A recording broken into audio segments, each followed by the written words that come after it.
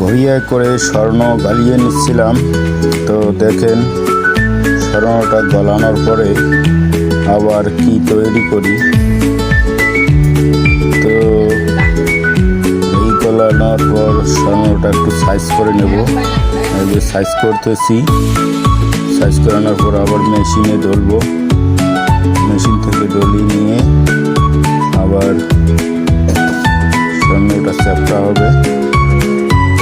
চ্যাপ্টা হওয়ার পর স্বর্ণটা ছোট ছোট অংশে অংশে চ্যাপ্টা করে তৈরি করে নেব। এই যে দেখেন ডাইস কেটে নিয়ে আসছি। ডাইস তো আলাদা আলাদা করতেছি। আবার এই যে তার করছিলাম এই স্বর্ণরে, সে তার দিয়ে তারের কাজ চলছে।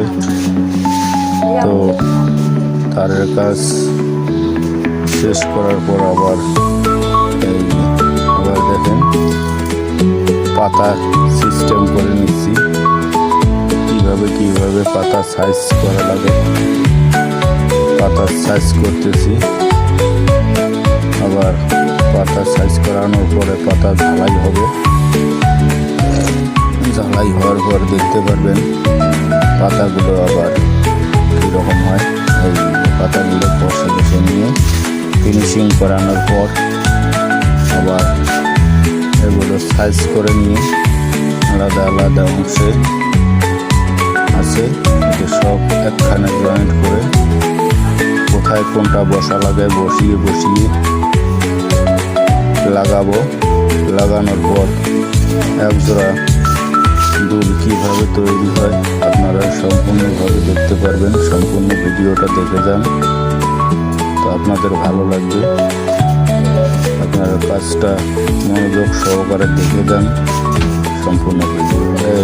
আবার কোথায় কিভাবে কি বসা লাগায় এইটার মধ্যে বসানোর পরে তো সম্পূর্ণ স্বর্ণগুলো আলাদা আলাদা অংশে অংশে বসাই।